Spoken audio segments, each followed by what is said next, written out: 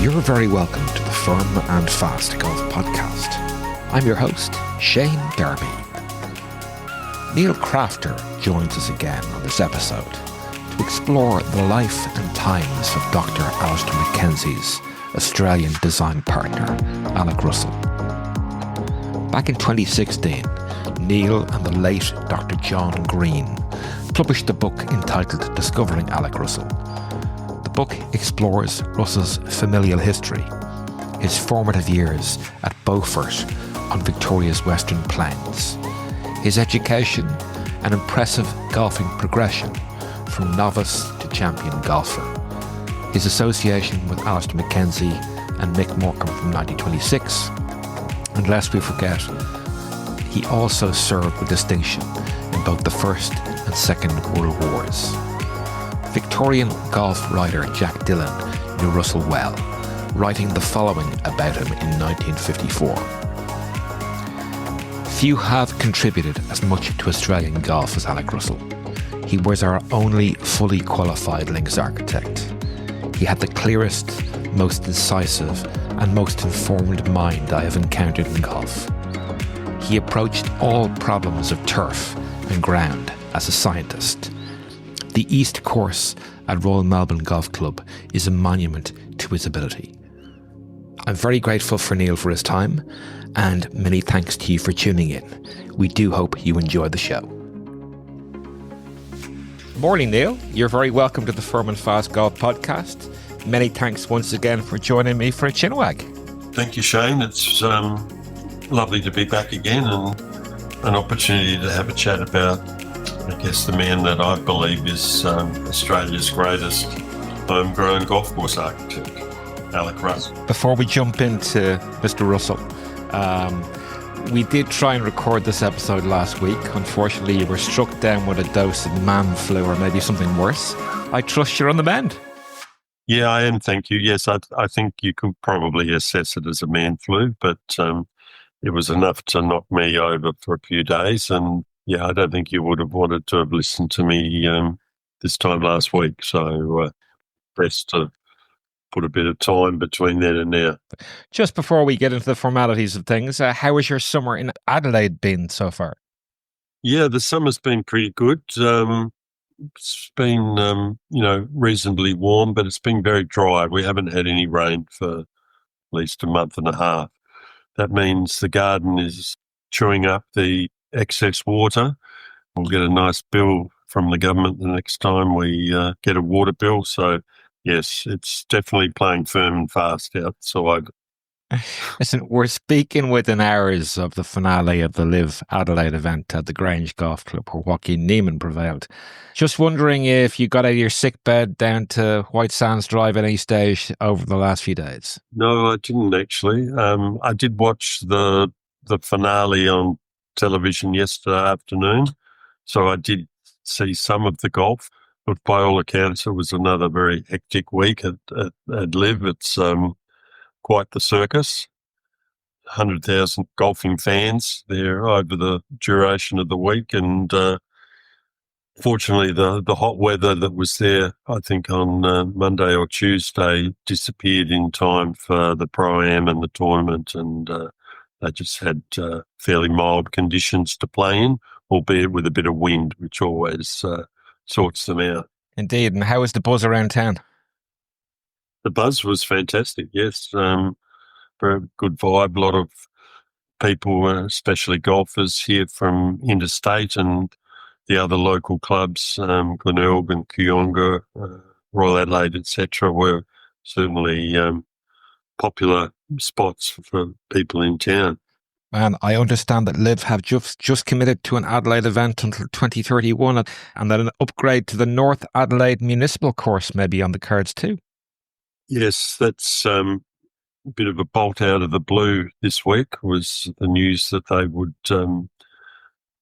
A, B, that they were going to extend, but B, also that they were going to move to North Adelaide. It's a beautiful spot, the North Adelaide course overlooking the city, and obviously well served by public transport, etc., etc. So from that perspective, it's really going to showcase the city. But the course itself needs, quite a makeover to be able to challenge these guys. So, yeah, that's where Mr. Norman steps in and puts his hand up and magically gets a contract to rebuild the course. And, well, hopefully it'll be a great thing for the public golfers of South Australia, and at least, it opens up the golf course to, year-round visitation where golfers can come in from interstate and play the course that Liv plays without the restrictions of it being a private club. Well, I guess between that and Kangaroo Island just announced preview play upcoming as well. So all sorts of stuff going on from a golfing context in SA. The course on Kangaroo Island, I believe, is going to be a very good one, and that will certainly be an attraction for visiting golfers to come to Adelaide and pop over to Kangaroo Island, play the newly renovated South Course at North Adelaide. So, it's certainly good for golf in this state, and, there's a flow-on effect through all of the other clubs and courses as well. Absolutely. Well, listen, we get on to the main event. We're convening today to cover off another instalment of our Old Dead Guys series, this time focusing on Alec Russell, arguably, as you said, the greatest homegrown Australian Golden Age golf course architect. Your 2016 book entitled Discovering Alec Russell has been of invaluable assistance in preparing for today's conversation. The late Dr. John Green, the former club historian at Royal Melbourne, co-authored the book with you. Needless to say, we'll get on to the specifics of Mr. Russell's eventful life. However, perhaps by way of an introduction, you might tell us the how and the why that yourself and Dr. Green were motivated to write the book. The original research behind learning more and more about Alec Russell came down to a man called Hedley Ham, and Hedley was the historian at Yarra Yarra Golf Club. Russell's first design as a professional golf course architect, and Hedley did his research in the days of microfiche newspapers, way before the onset of searchable newspaper databases, and Hedley assembled a massive amount of material from a number of different sources that really looked at Russell's life. Unfortunately, Hedley got ill and was unable to take it any further. Eventually, he passed away. But John and I both felt that Alec Russell deserved to have a book about him and a biography. And we fairly naively, I suppose, thought that we could write it. We managed to in the end. Obviously, we utilised a lot of Hedley's material, but there was a whole lot of other material that we were able to access, firstly through Russell's son, Philip, who at the time was still alive. He was a fantastic resource for us, me in particular. I went down to where he was living at Barwon Heads and recorded an interview with him, and he gave me, I guess, unrestricted access to the family archives, including items such as his Military Cross medal that he won in the First War. There was material in there that, unless you have the cooperation of the immediate family and they have that sort of material, we really don't get that insight into the man. And so there were things there that we were obviously delighted to have. We kind of split up the writing tasks. There were things that John was probably better suited to writing than me, and vice versa. So, yeah, it was very much a team effort. We weren't typing alternate words, but John was off in his chapters and I was doing mine, and ultimately we were able to pull the book together, and I hope that it's relatively seamless in that respect. There's always that risk when you've got more than one author, but for us, that was the best way to do it, and the best way to pay homage to Hedley Ham and his work was to get the book. As with all good stories, Neil, there's always a beginning. And to that end, we might pick up the Russell story with a collective of brothers and cousins that emigrated, I think, first to Tasmania in the 1820s and 30s in response to the lowland clearances of Scotland. What can you tell us about the Russell clan in Scotland and their ultimate immigration to Australia? Well, the Russell clan, as you so nicely put it, were not wealthy landowners. They were farmers, and essentially the opportunities came to emigrate. And as you said, the Russells went out to Tasmania, and after a few years out there, it was apparent that there were better opportunities for them on the mainland of Australia in Victoria. And they moved initially to a property that they called Golf Hill in sort of central Victoria. And that was really, as far as we've been able to ascertain, the first use of the word golf associated with a property or a place name in Australia. So the Russells, there were a number of brothers, a number of cousins as well, and they kind of spread out through Victoria. And ultimately, Alec Russell's grandfather, Alexander, ended up with a property called Mawalek, which is near Beaufort in the middle west end of Victoria. A very cold place, definitely beanie weather in winter there. That really was the genesis of the Russell family, and being from Scotland, the Russells followed the naming formality of their sons, naming the firstborn son after the grandfather, and down the chain they went. So Russell's father was Philip Russell, and he named his son after his father, Alexander, but surprisingly, he didn't use the full Alexander, and it was shortened to just Alex, spelled that way, A-L-E-X, but pronounced Alec with a hard C. Now, that caused quite a bit of confusion over the years through newspaper articles, etc., when they saw that this man has a name A-L-E-X but pronounced A-L-E-C, sometimes spelt in the newspapers as A-L-I-C-K. So it was always interesting to see how Russell's name was reported in the newspapers of the day. So the family business was sheep stations, I guess, yeah? Yes, graziers. I think Western District graziers was sort of a generic term, and there was quite an aristocracy, if you like, long-term landholders through the Western Districts of Victoria, and to them the town of Geelong on the Corio Bay coast to the west of Melbourne became their town, and Melbourne was it's not so visited by these Western District families. Yeah, you mentioned Corio Bay, and Osborne House, I believe, was a subsequent property of Alec's family. The sheep business seemed to have been quite successful. Osborne House had nearly 1 mile of bay frontage, a cricket ground, a racetrack, croquet lawn, polo fields, a private zoo, stables and a coach house. Certainly there was good money in grazing, sheep grazing, merino. That say Australia was built on the sheep's back, and in the case of the Russell family and their wealth, very, very much the case.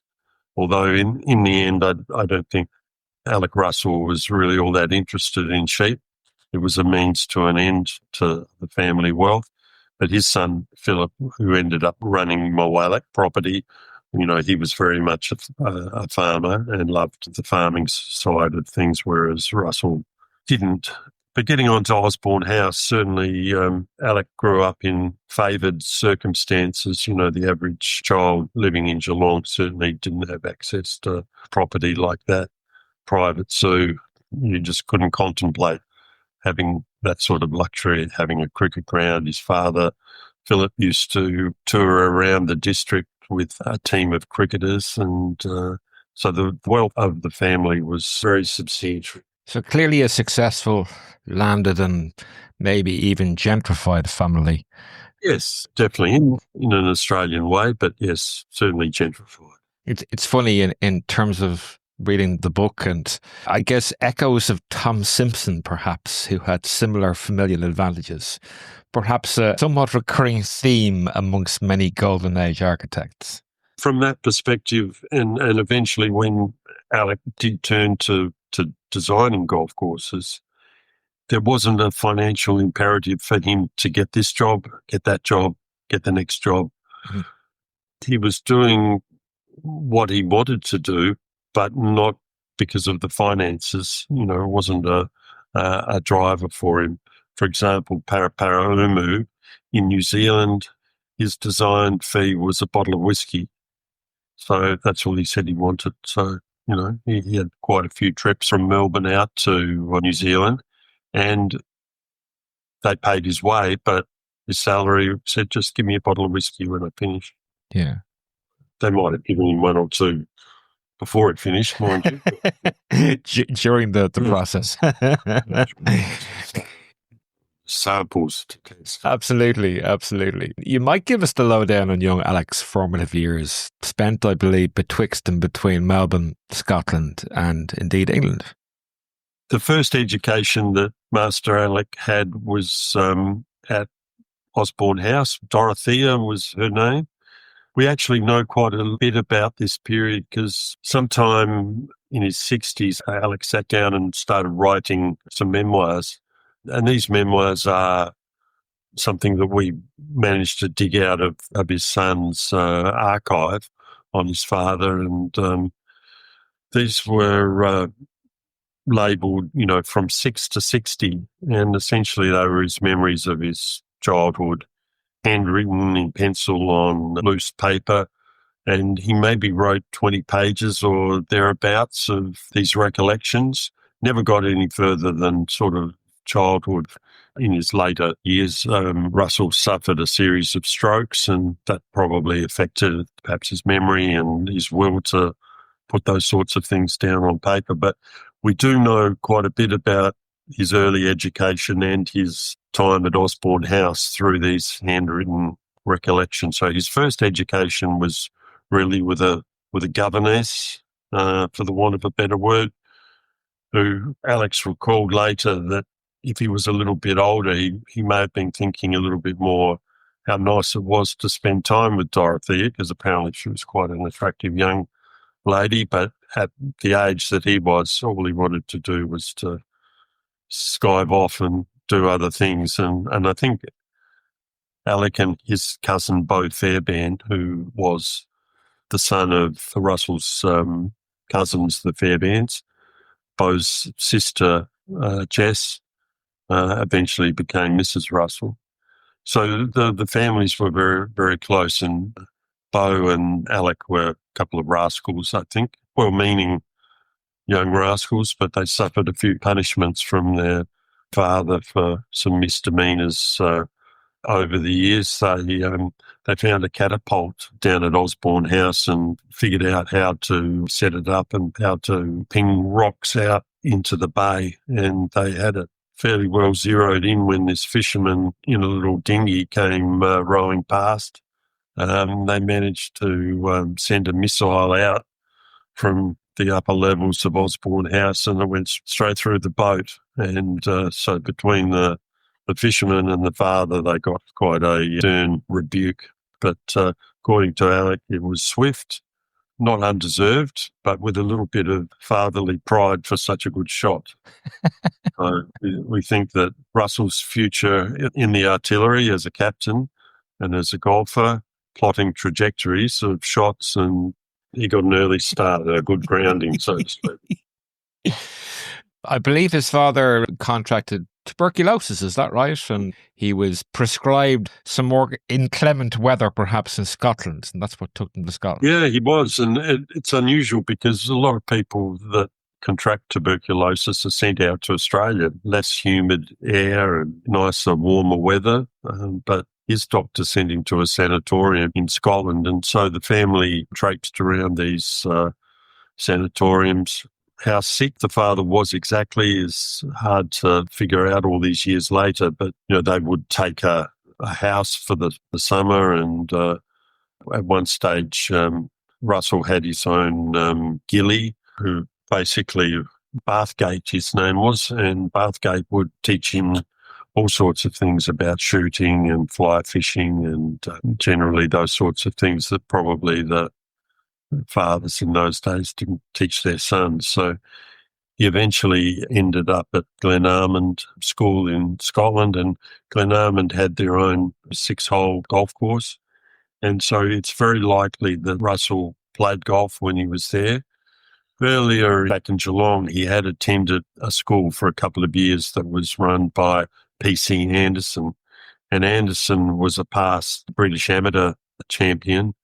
And Russell records in his memoirs that P.C. Anderson had a lovely swing like poetry, I think he described it. And so it was clear that was also an early introduction into the game. And there's no doubt that all of these influences eventually made their way to the surface. In reading the book, I know you noted that there was uncertainty about Russell's golfing in Britain in the early 1900s. And notwithstanding this observation, I did come across a report of a conversation that a contributor on Golf Club Atlas had with the aforementioned Philip Russell, Alec Russell's son. And it was referenced in a post on GCA from 2001. Perhaps the time frame reference may relate to the period of recuperation that his father undertook in Scotland. And the recollection was as follows. When his father, as in Russell's father, was in Scotland, they took a house in Gullen, as you mentioned, each summer and played all the courses around there, including Muirfield. So there was obviously a little bit of golf for young Alec. That reference to the family golfing in Scotland is actually more to do with the 1930s. So it's not really relevant to the early Russells. It's more post-war, the family returning, because Jess was a fine amateur golfer. So the Russells would go back to England and Scotland periodically, every few years, and spend some time in the summer, in our winter, escape the cold of Moark and get some relative warmth in Scotland. I believe Alec returned to Melbourne to finish off his secondary education and then would return again to England in 1912 to study engineering at Jesus College in Cambridge.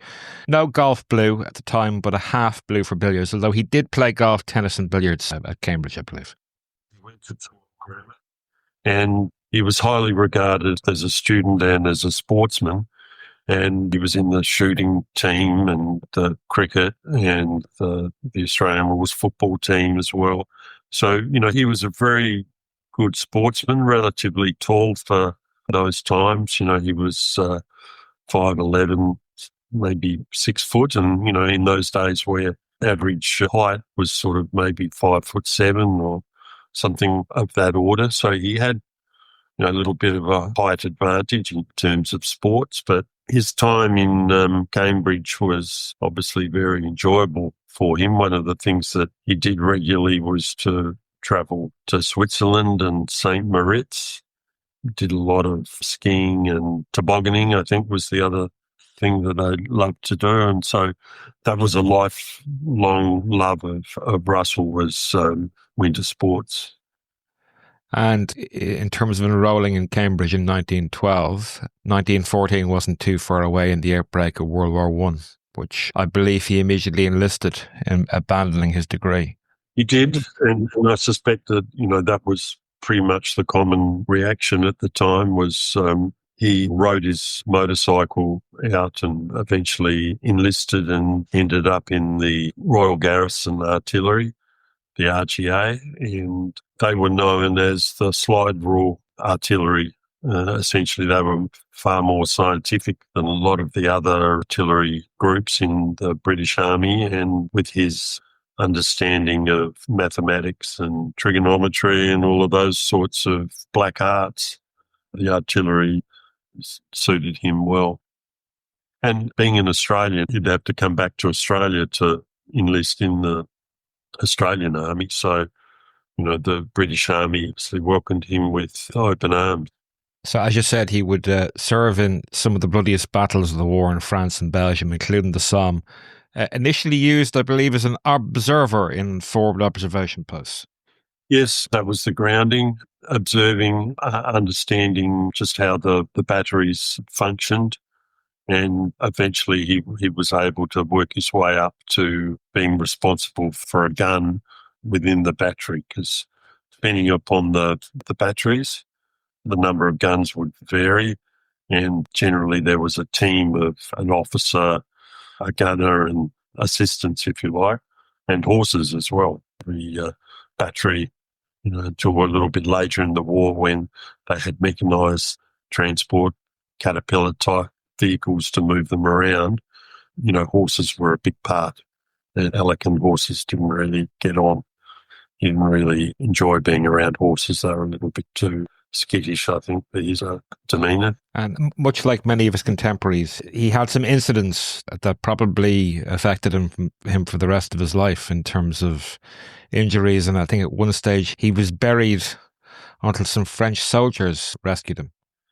I guess blowing up is probably the best term that you could use, because I think from what best we can tell is that an incoming German artillery shell, I think a 105 millimeter shell, exploded nearby and threw him through the air, and he ended up buried near a group of French soldiers who dug him out and took him to the commandant's personal tent and looked after him, and then ultimately he was able to be transported out of there and shipped back to England. I think at the time there would have been, clearly some hearing damage, and that's probably the least of it. It appears as if there was some serious back injury involved. He ended up with a little bit of a hunchback in later years, which you can see in photographs of him on the golf course and sort of in the caricatures that were drawn in the day. So I think there was certainly some spinal damage, but he did lose a testicle in the process. So it would have been quite a traumatic incident, and the army nursed him back to health over quite a few years. So they then put him through a lot of extra courses in terms of being able to command. He went to the artillery command schools located in various places around England, and ultimately got him back to a point where he was healthy enough to go back into the field as a commander, and eventually commanded his own batteries in the final year of the war. And he would hold the position of acting major by the conclusion of the war, and was in fact awarded a military cross in 1922 as part of the King's birthday honours. It's a bit unclear as to whether the military cross was awarded for a particular incident. It may well have been for the one where he was blown up. But yeah, it was traumatic, nomadic sort of lifestyle. Never really know where you were going to be from one week to the next. And, they would have to move their batteries under the cover of darkness, could have to go 30 miles with horses through very poor conditions.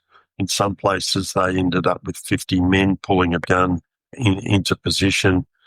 And, it was sort of use whatever means possible to do it. So there's no doubt that had an effect on Russell and his future life. And in those days, the army didn't provide you with psychologists to go and talk to and get some of these things processed.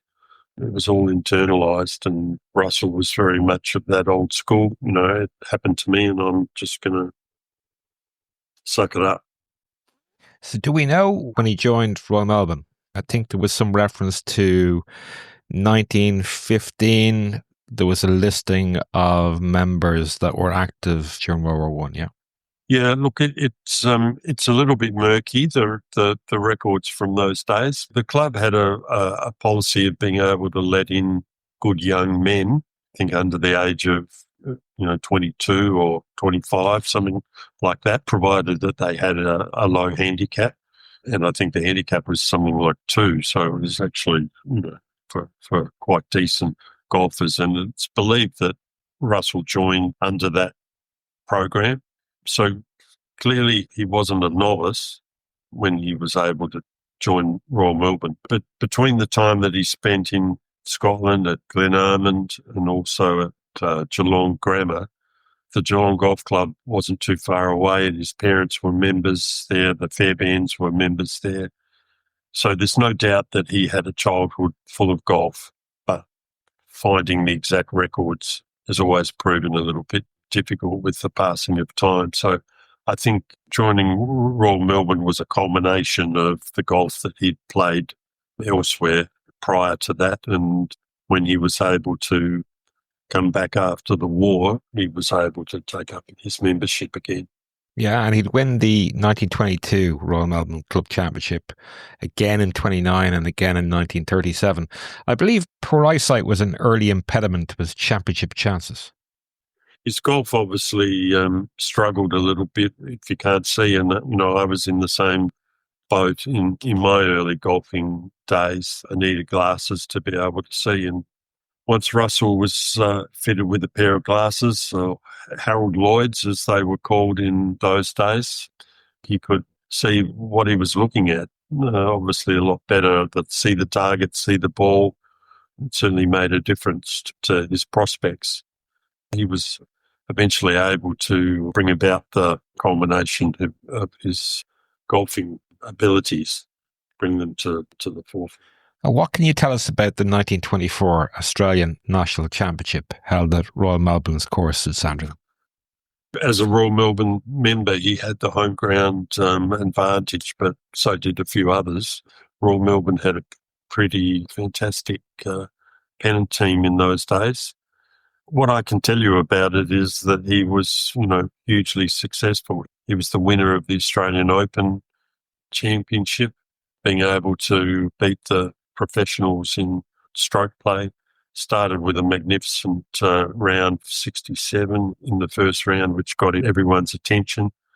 In those days, the tournament was played in 2 days of 36 holes a day, so it was very much test of stamina as well as golfing skill. He had a few wobbles during the course of the 72 holes, certainly coming into the afternoon round on the last day.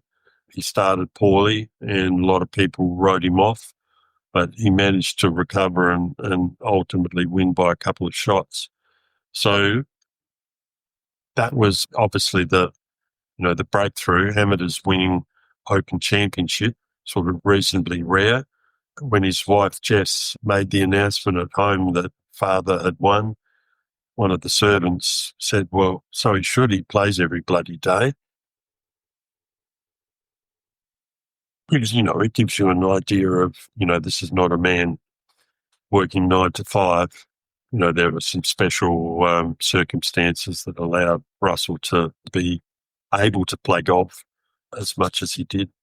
He lost the Amateur Championship in that meeting because they played the Australian Open, the Australian Amateur and the Australian Amateur foursomes all in the same meeting over a fortnight. He lost in the final of the Australian Amateur, but he and George Fawcett, his partner, won the Australian foursome. So to say unusually successful 1924 meeting for Mr. Russell. Yeah, and the following year he would finish third in the Amateur defence at the Australian, would win the Victorian Amateur Championship in 1925, the South Australian Amateur in 1926, and moving on, he'd become a life member at Royal Melbourne from 1933 in terms of, services rendered, as it were. Played the British Amateur in 35 and 38. In fact, elected a member of the RNA in 1951, which I guess was a proud moment for him. Maybe we might just rewind a little bit before we jump into his association with Dr. Mackenzie. Maybe take a quick look at a little history of Royal Melbourne. I believe founded in 1891 with the first course located at Caulfield in Melbourne. The club would move to Blackrock, site adjoining its current property in 1901. 1911 would see the purchase of an additional 60 acres of land, abutting the southeast corner of the Sandringham course. And Russell would actually proffer a design or a redesign suggestion prior to the arrival of Mackenzie. Russell is often presented incorrectly, I think, as an empty vessel and a pupil of Alistair Mackenzie from a design perspective. I understand there is incontrovertible evidence to the contrary. Might fill us in terms of what you were able to find with regard to Russell's interest and track record, if you like? Look, there is a view that Russell was sort of plucked from obscurity by Mackenzie when he was in Melbourne and taught everything he knew, and here you go off and be a golf course architect. But from Russell's perspective, he was a very studious man, and he just loved golf, and he loved golf courses. So the notion of golf course architecture was something that fascinated Russell, and he kept up with all of the books that were written. We certainly know that he had copies of Mackenzie's 1920 book, Golf Architecture. He had Robert Hunter's book, The Links, and no doubt he had Colton Allison's book and various others on the subject. So, I think in visits back to Britain in the years, following the cessation of hostilities, he played a lot of golf, was very familiar with the golf courses of the championship courses of Britain, and so he had a passion for the subject. He just didn't have an outlet for it yet.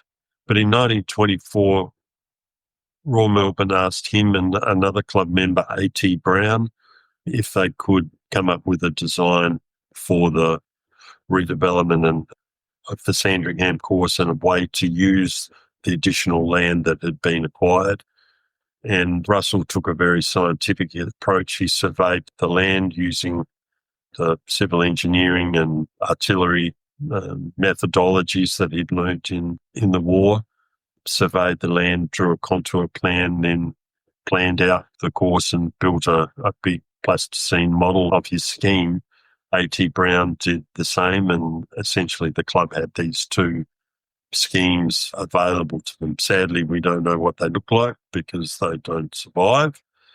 But according to Mackenzie, who did see them, he was very impressed by Russell's scheme. Whether there are elements of it that got incorporated into Mackenzie's ultimate design for the West Course, we'll never know. But he was certainly impressed by it when he did get to see it. So Russell certainly had a theoretical grounding in the subject, but the proof of golf course architecture is putting things on the ground, and that's what he didn't have experience in, and what Mackenzie was able to, between him and Mick Morcom, the head greenkeeper at Royal Melbourne, they were able to train him up in those areas, and I'm sure he was a very quick learner. Every time I read just about Mackenzie's visit to Australia, it consistently surprises me that it was only 75 days. And as you say, he certainly had a big influence, but as you rightly point out, it was the local people, Russell and Morcom, that were entrusted with the job of putting his ideas into the ground. I'm just wondering, over the course of Mackenzie's Australian sojourn, do we know whether Russell travelled with him as he made his way to and from Melbourne to Sydney to Adelaide, Brisbane and on to Canberra? That is a good question. Certainly he travelled with him around Victoria. I don't have any concrete evidence that he went to Sydney or Brisbane. So I think it's probably unlikely, but certainly the Victorian courses, Mackenzie has certainly written that Russell accompanied him on most of his inspections, drew plans for him, etc., etc. So I think it's fair to say that he was involved in Victoria at the very least, all the Victorian visits and courses, but in Sydney, I think Mackenzie did his own thing. Preparing for today, I once again found myself reviewing the most recently updated Mackenzie chronology, the 22nd iteration of the same. We spoke about it extensively during your last appearance on Firm and Fast, and I'll include a link to it in the show notes for anyone interested in the known knowns and the updates with regard to Dr. Mackenzie. In the course of this review, something jumped out to me, namely the speed of approval for the new course at Royal Melbourne. So Mackenzie arrives on site at Black Rock for the first time on the 25th of October 1926. His plans for the new course were submitted to Council for approval on a date no later than the 18th of November 26. An EGM was then held to approve the plans on the 10th of December. And indeed, Mick Morcom had actually started building what is now known as the fifth hole in the West Course by late November 26, the one hole that Mackenzie actually would have seen prior to his departure. Given that the club had been working on plans to make improvements since 1922, is there any evidence to suggest that the speedy decision-making stemmed from an eagerness to just get on with it? Oh, that's a tricky one. No, Mackenzie was big on finality. This is the word that he uses over and over and over again, that, you make these decisions, hopefully they're the right decisions, and you don't muck around, you don't change them. So I'm sure he was encouraging them to make a decision and get started. Unfortunately, reality intervened and some more land became available that wasn't an opportunity when Mackenzie was out here. And so the whole process went off the rails for quite a number of years. So you would sort of think that, Royal Melbourne would have been Russell's first course. Mackenzie was there. Come on, let's go out and build it. But the new West Course didn't open until 1931, so a full 5 years after Mackenzie had come out to Australia. So there was a lot of delays in terms of this additional land, but also in determining where the clubhouse was going to go.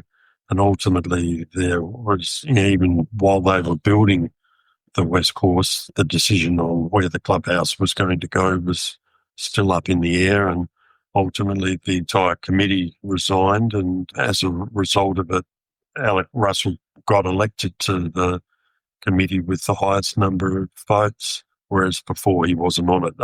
Club council, they call it, rather than committee. But yes, essentially it's committee, just a fancy name for it.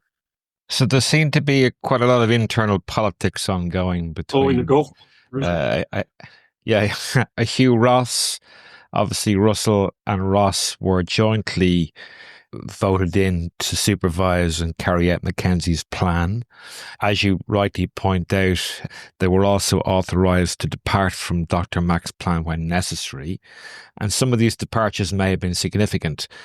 As you say, Russell would then resign from that subcommittee. I guess Mr. Ross perhaps was, I believe, pretty dogmatic in terms of his view on things, but all was not lost, because by September 29, he was then elected to council with the highest number of votes and was unsurprisingly immediately appointed to the Greens Committee, putting him back in the driver's seat for the West Course, as Ross had declined even to seek re-election.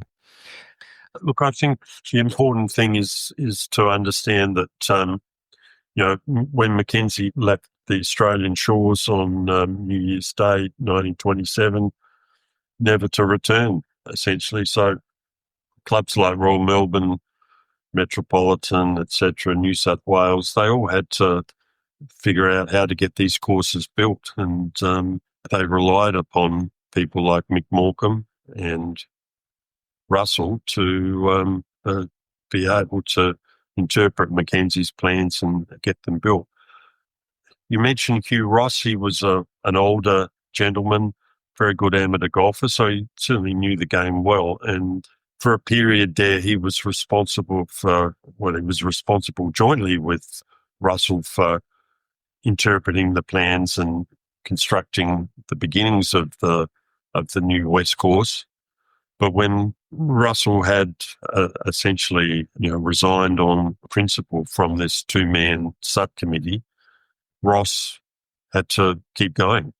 And then ultimately Ross didn't return after the blow-up about the clubhouse and all of the committee being replaced.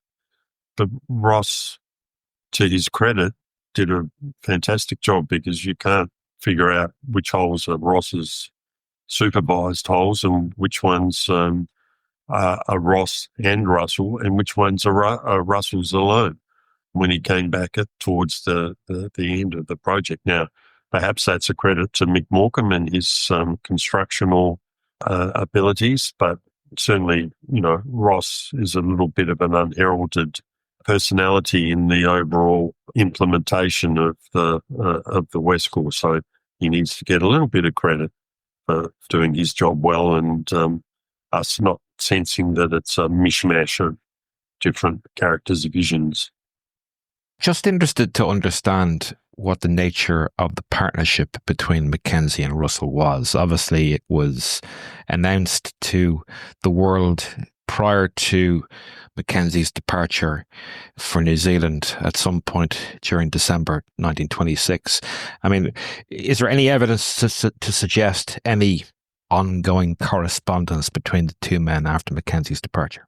Mackenzie certainly had a history of appointing partners, and Alec Russell, I guess, was maybe the second in that line of partners, with the first being Robert Hunter in California, because Mackenzie had been in California earlier in 1926 before he came to Australia. So when he left Australia for New Zealand, he then went back to California for the second time.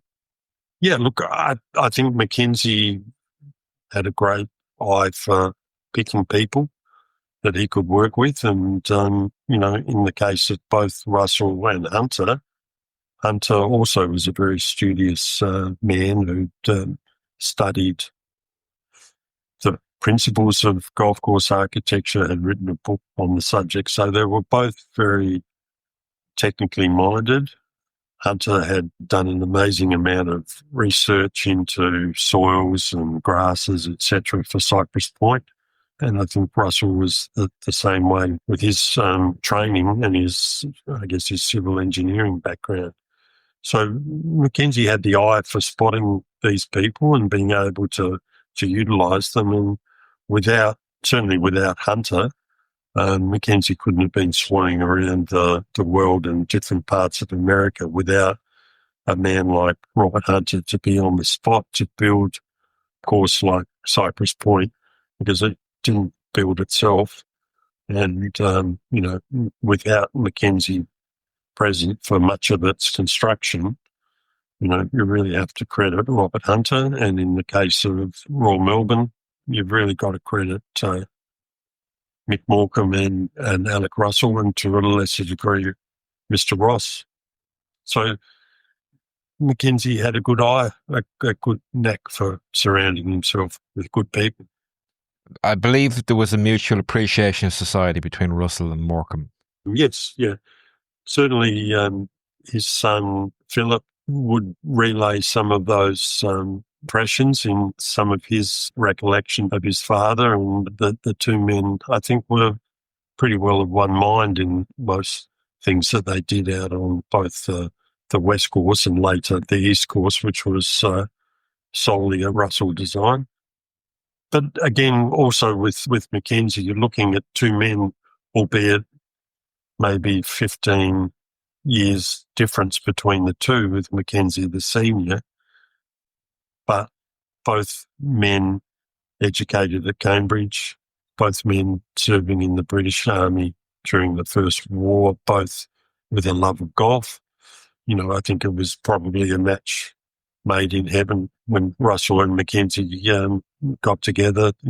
I can just imagine the conversations over a scotch in the clubhouse at Royal Melbourne, and also in the dining room at Russell's house, Wraith, which was just literally over the road from the Royal Melbourne clubhouse. I'm sure there were lots of dinners and scotch and brandies and so forth consumed, and much discussion over golf course architecture. So Russell obviously would undertake responsibility for overseeing the construction project of the West Course, but the East Course was, I guess, not much more. The East Course was his brainchild. How did the East Course come to be developed? Well, the club had enough land initially that when the West Course was being planned, there was enough land, they thought, for 9 holes. And so there was a bit of a tentative layout done of some holes on this remaining land. But it wasn't long before the club decided that, hey, there's bigger opportunity here, and we could end up with 2 courses. And so they started assembling parcels further and further to the east, unsurprisingly.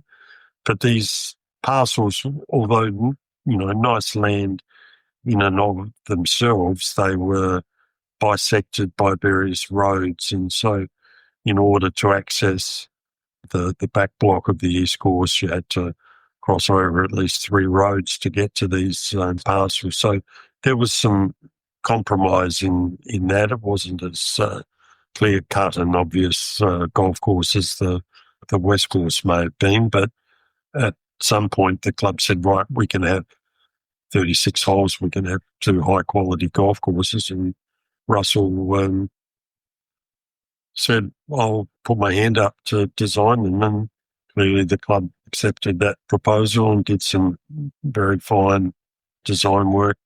Had Mick Morcom there to build the holes in pretty much a seamless manner. So when you have, the composite course at Royal Melbourne, and you've got a combination of maybe 12 holes from the West Course and 6 from the East, you have to know the layout to be able to know which holes are which and which belong to which course, because just looking at them, they're pretty seamless. And that's a credit to Russell and Morcom in that instance. You feature some of Russell's ink on paper sketch green plans and elevations from the East Course in the book Discovering I Like Russell. Despite being an engineer, he does appear to have a flair for the artistic. He was obviously influenced by what he saw Mackenzie do, and Mackenzie had a technique of drawing a green plan with a little perspective type view underneath it, and Russell did his own versions of those. Are they quite the works of art that Mackenzie's green plans are? Probably not, but they're still quite evocative and certainly give an impression of the sort of hole that or green complex that he was imagining. In music parlance, would you say that the East and West courses are perhaps movements within the same symphony, different but thematically similar? Yeah, look, I think that you're perfectly entitled to use that description for them. Each property is slightly different, so the call for holes is different as well. So I think that description is certainly quite apt in the case of the East and West courses. And fundamentally, from a soil type, topography, green sizes and aspects, and maybe bunkering, how would you compare and contrast the West course versus the East course? The West course is a much more dramatic piece of property. There's a large hill that influences a number of holes sort of in the middle of the West course. But the holes on the back 9 of the West course, where you do have to cross roads to play them, the ground is a little bit lower and flatter. It's a little more similar to the land of the East course. So I think it's a testament to Mackenzie's initial vision and then the implementation by Russell and Morcom that the West course is as good as it is. It's been pretty well unrivaled in Australian golf ever since. So the East course opened for play in June 1932. In fact, I believe the 16 East is much admired par 3 hole, which caught Ben Crenshaw's eye at some point playing an Australian Open. I believe it was only added to the composite course for the President's Cup in 2011. Is that right? It's a fantastic medium par 3, but it's got a green that's sort of in 2 halves, and there's a bunker that kind of chews into the front of the green in a bit of a triangular sort of bite.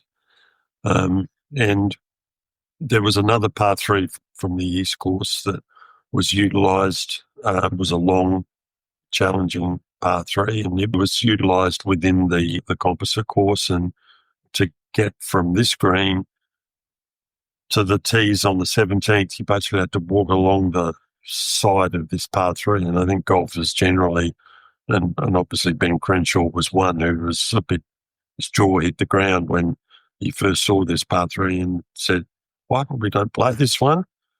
That's crazy. And then ultimately, from the President's Cup perspective, they decided to do some rerouting and get that hole into the composite course routing. And it's a mighty fine hole. It's a fantastic conception by Russell, one of his best. So the next project he worked on, I believe, was Yarra Yarra, which is sometimes incorrectly attributed to Dr. Mackenzie himself. It was, of course, the first commission for the fledgling partnership in Mackenzie and Russell. However, solely a Russell design. Just wondering what sort of site Russell was presented with at Bentley. The Yarra Yarra property was an old market garden, sort of sandy loam soil. There's quite a bit of water already laid on. So it was a very conducive site for golf, not overly undulating, certainly not as hilly as parts of the West Course at Royal Melbourne. But this was the first project that Russell was able to secure in his own right. But as they'd just recently established Mackenzie and Russell Golf Course Architects, it became a project of the new partnership. And in fact, Russell was, actively designing this project and starting construction of it before the West Course or the East Course had commenced. So this was really his first cutting of his teeth in golf design, as not a theoretical exercise, but as a practical one. And once again, Morcom was involved at some point in terms of sowing the greens. Indeed, Russell maybe felt that his expertise would prove useful to take on that sort of role. I think Russell had Morcom come over more than once during construction to take a look at things. Morcom was quite experienced in construction, not only with what he had previously done at the Sandringham course for Royal Melbourne, but he had also constructed the new course for Kingston Heath, not far away from Yarra Yarra, to the design of Scottish professional Dan Suter. So I think Russell, naturally, Mackenzie wasn't there to lean on. So I think he arranged for Mick Morcom to come over and have a look and see how things were progressing. But he also wanted Morcom to seed the greens because that was a crucial aspect of the construction. And Sutton's mix, the very famous mix from the Sutton Seed Company in England, was utilised at Yarra Yarra first before it was utilised at Royal Melbourne. And I believe Yarra Yarra had instant acclaim, including from Cargie Rymel, the former secretary at Royal Adelaide and founder and designer at Kayunga Golf Club, not far away from you there in Adelaide. Rymel, I believe, was notoriously difficult to please by all accounts, but was very positively disposed to Russell's course at Yarra Yarra, writing in a publication in November 1929 that he was quite impressed by the one-shotters, particularly, which were of a very high class. Yeah, look, Cargie Rymel was the founder of my club here in Adelaide, where I grew up playing my golf and influenced me. So, yeah, he's another interesting character who got into golf course design with a wealthy family, surprisingly. So it's interesting how we have these landed, wealthy, gentrified families producing golf course architects in the early days of Australian golf. But Rymel was very much opinionated. He knew what he liked, and if he liked what he saw, well, he'd write positively about it. If he didn't like what he saw, well, he'd come up with a with a criticism appropriate to it. But certainly the short holes at Yarra Yarra remain today I guess the backbone of the golf course, and Ryan will recognise what a good job Russell had done with them in in the very early days of the course. How would you assess the manner in which Russell's course at Yarra Yarra was curated and nurtured, perhaps over the subsequent years? Well, I think certainly for a while there, the course, from a condition perspective, struggled, and Russell was asked back after a number of years to report on the condition of the golf course and how it was being treated. And I think he saw some things that he didn't like and suggested ways in which they could be corrected. In those days, golf architects needed to be semi-expert in turf and management of turf as well, because they were always asked about maintenance type issues, soil, fertility, all of those sorts of things that we have turf experts and for these days. But back then, for example, Mackenzie absolutely loved the science of turf and soils. It was sort of utilise his scientific medical sort of training to focus on those sorts of things. And I think Russell as well enjoyed that aspect. And I believe the club has recently engaged Brian Slonick of Renaissance Golf Design to carry out a multi-year restoration project. Have you seen the fruits of that particular labour yet? I haven't seen them in the flesh. I've only seen photos of it. But, Brian and Tom were able to convince the club to remove quite a few trees. And so this has certainly made a difference to the feel of the property, but also to the turf health by removing those trees. So I think I'm sure Alec Russell would be pleased if he came back and saw his course now. I think it would look much more like the course that he left it rather than the overgrown nature. 1927 seemed to have been a busy year for Alec Russell. What can you tell us about the Summerland Golf Links project? The Summerland project was on a little island called Phillip Island, which is to the south of Melbourne. It's always been a bit of a holiday destination for Melburnians, and a fellow by the name of Samble decided to create a holiday destination with a golf course, and he turned to Alec Russell. And this project was essentially lost to the knowledge of golf historians and golfers in Victoria. And as a part of the research to this book, John and I were able to uncover the story of Summerland Golf Links, and that there was a design by Alec Russell for an 18-hole course on this parcel at Phillip Island, and ultimately only 9 holes were built, and that it went out of use.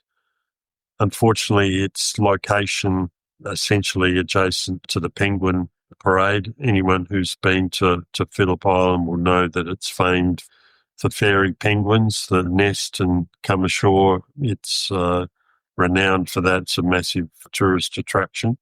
And this golf course was supposed coexisting with the penguins until such time as it couldn't coexist anymore and went out of use. So the story of the development is a very interesting one, and there's still elements of the golf course out there today. We've seen on the ground, we were able to find some old tees and evidence of some green pads, etc. So it's a little bit of golf course archaeology, which is a nice thing to be able to do occasionally, because most of the lost golf courses are totally destroyed under housing developments and these days. But to be able to find in open space some of the evidence of the old golf course was very satisfying for John and I. I can imagine. So your fellow countryman Michael Clayton is oft heard espousing the brilliant golfing land on the western side of the continent of Australia. I've yet to get there. However, Mr. Russell did visit in February 28 with the net result in the opening of Lake Karrinyup. What can you tell us about the Karrinyup project? Well, the Karrinyup people essentially wanted a quality golf course in Western Australia because they didn't really have courses of the calibre that were considered by the powers that be to host the amateur golf championship series, the Australian Open, the Australian Amateur, etc.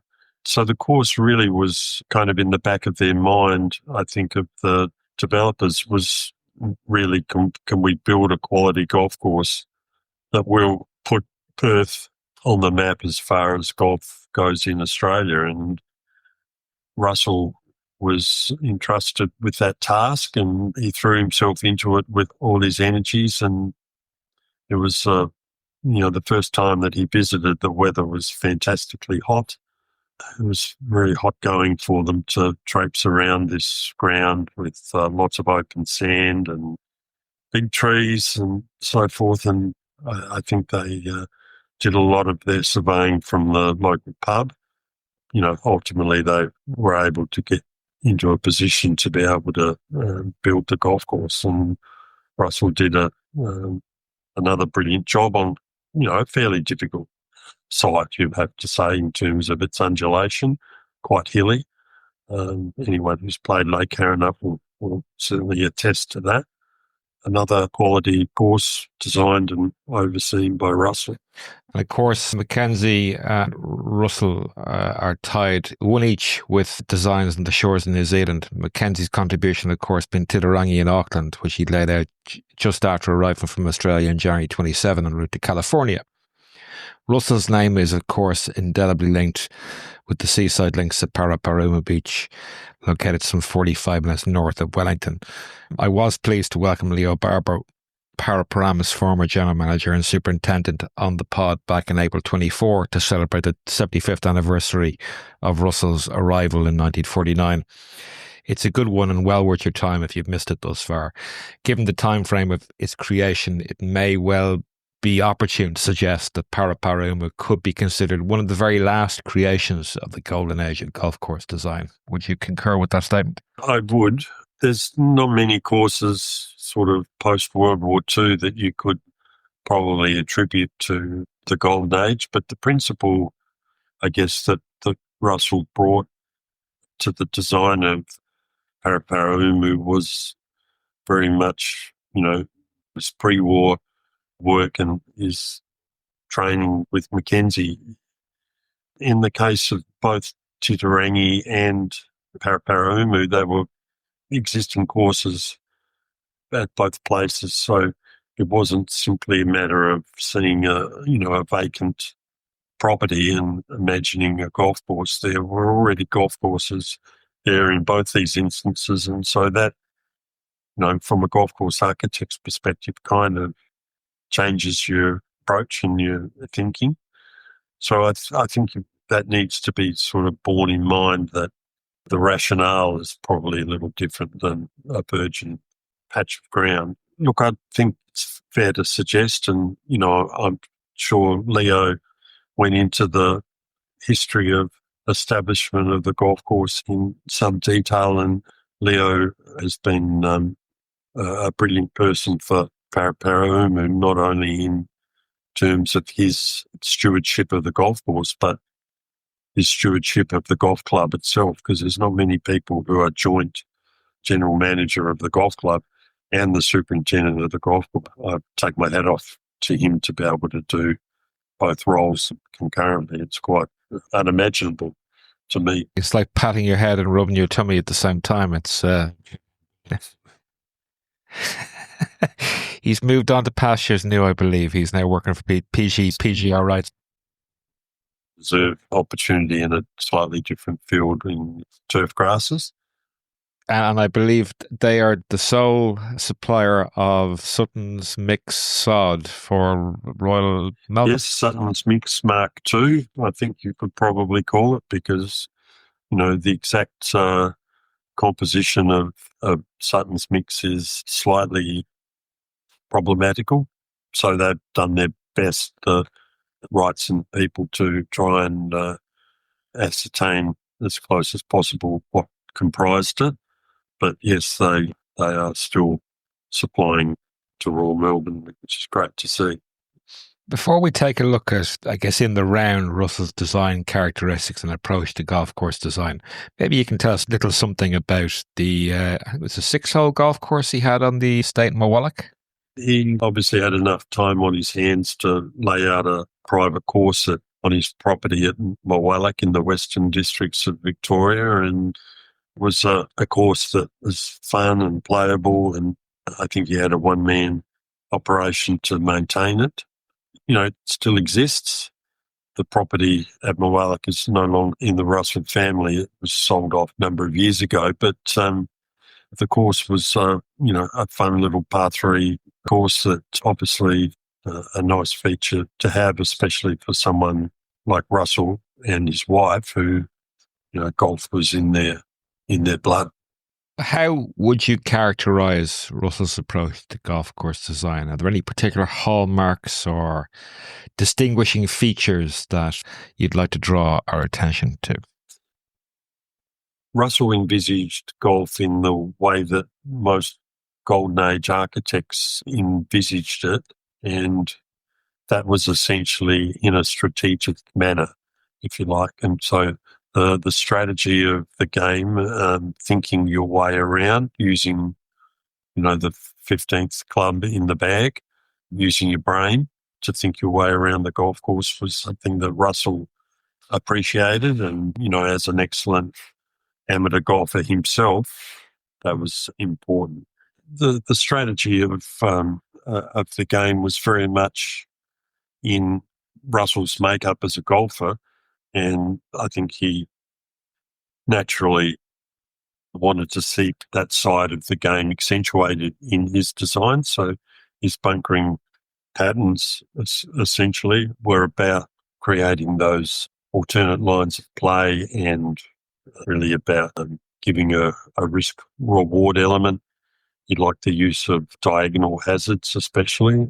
Certainly on the East Course at Royal Melbourne, he used them as a device quite often. We see some of them at Yarra Yarra.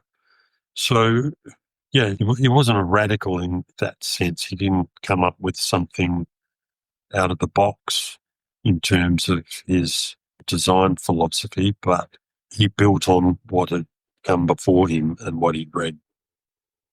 And do you think that perhaps events throughout his life conspired a little bit against him from an architectural perspective? I mean, between the Depression and the 20s and early 30s, his assumption of managerial duties of the family business at Mawallock from 32, and obviously the outbreak of World War II as well, where he once again served king and country.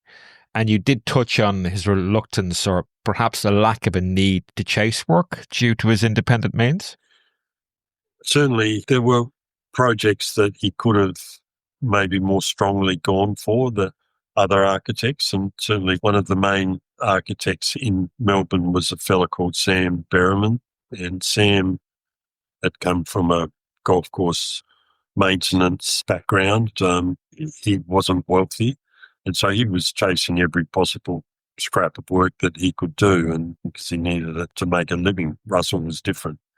He didn't have to do that. And so I think there are a lot of local Victorian jobs that Russell didn't get and didn't chase, and probably ultimately didn't worry about. But what we did find through the research of the book was that Russell did a lot of design projects throughout Victoria that people hadn't given him credit for previously, and a lot of work in different smaller clubs and country type golf courses. So that was an eye-opener for us in terms of the overall strength of Russell's portfolio, because 20 years ago, Russell was, East Course, West Course at Royal Melbourne, Yarra Yarra, Parapara, Umu, Lake Karrinyup, and that's it. That's all he did.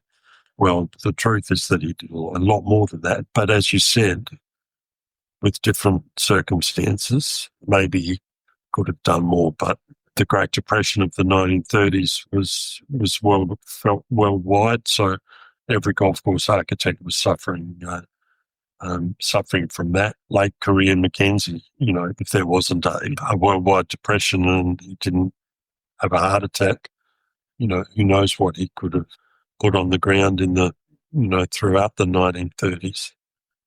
So you can kind of look at people's lives through that sort of lens, or you can say, well, he did brilliantly to achieve what he did. And like you said, he stepped up in World War II, joined the Australian Army, and then eventually left the Army and had a career as a Red Cross commissioner through Asia, looking at repatriating prisoners of war. And so, he had a very significant role in the Second World War in terms of serving his country and the servicemen and women of the country. So he did more than his fair share in both World War One and World War Two. I'm just wondering, obviously from the remove now of some 60 plus years since Alec passed away in November 61 at the age of 69, how would you assess the legacy of what appears to be a life well lived with regard to Mr. Russell? I think you're right there that it was a life well lived, a very full life, a lot of interests that he had, not just golf, various sporting interests, billiards, all of those sorts of things. He was a very interesting man. He would have been one of those people that you'd love to have met at some point in your life, if only you were born 50 years earlier. He's always been a little bit of a hero to me in terms of, the Australian golf course architect that achieved so much, was able to work with Mackenzie and learn from aspects from him. He contributed greatly to Royal Melbourne Golf Club, hence he was a life member. All of the work that he did at Royal Melbourne was for free. He couldn't charge his own golf club for designing. He did it out of love for the club, love for the property, love for being a golf course architect. So it was a wonderful thing for him. Served as an administrator, ran a number of golf tournaments very successfully. And, he was maybe not quite a Renaissance man, but, darn close to it. So he was a great amateur golfer, one of the, the best amateur golfers Australia's ever seen. Anyone that can win an Australian Open as an amateur has got very special talents. So, when you look at his golf career, his military career, the achievements that the property at Morwallock had in terms of awards for showing merino and improving stock and all of those sorts of things. Family. He was a successful man, but I'm sure the impacts of World War One certainly made him a different man after that time than he may have been if he hadn't have seen the horrors of the First War. And I don't think any war's really been as horrible or as devastating in terms of the numbers of men lost than that particular affair. For listeners that might be interested in reading more about Alec Russell, you might tell us whether the book is still available, and if it is, how they might go about purchasing one. Thanks, Shane. Yes, the book is still available. My publisher is Ryan Publishing. That's RYAN, Ryan Publishing. So if you Google Ryan Publishing, you'll be able to find a copy of the book from them, and also a copy of my more recent book, which I might as well plug at the same time, which is The Good Doctor's Prescriptions, which is an anthology of the writings of Dr. Mackenzie, which we published last year. Both books are still in print. We've actually reprinted more of the Alec Russell book. But, look, as a result of, coming on and doing this podcast, it made me pull out a copy and go through it again and read various aspects of it. And I thought, It's not a bad book, actually, all these years later.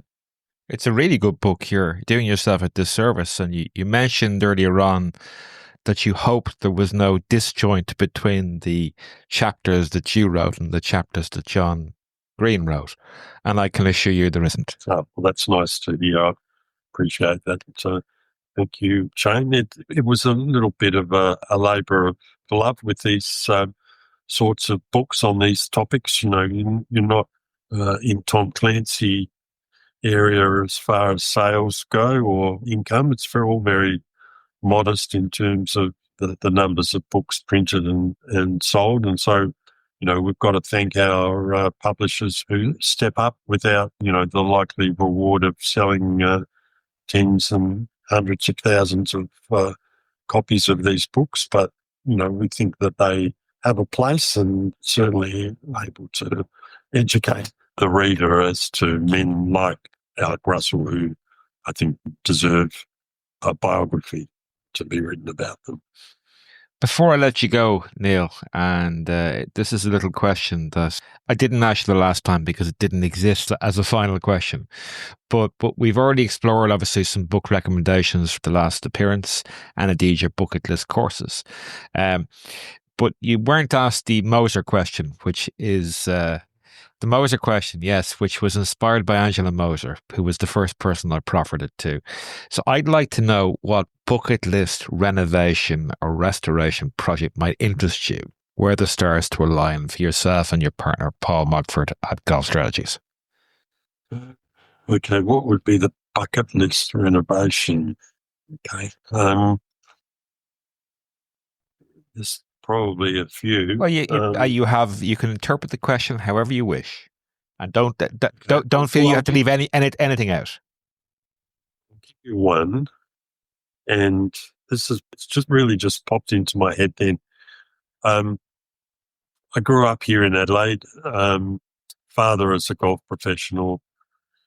As a young man, I caddied at Kooyonga Golf Club. You might recall me referring to that before, and to Kaji Rymel as the original architect of the Kooyonga course. I'm lucky enough to be the club's golf course architect these days going forward. But if the course didn't belong to the members and that they weren't a factor, I would like to take the golf course back to sort of the late 1920s Kaji Rymel course, rebunker it exactly as he did it, take out a whole lot of trees and bushes and just make a really open, sandy, early days links out of it and just play it myself and with a few friends, and the members can maybe wander off to another spot while we do all of this, because the members wouldn't let me do it.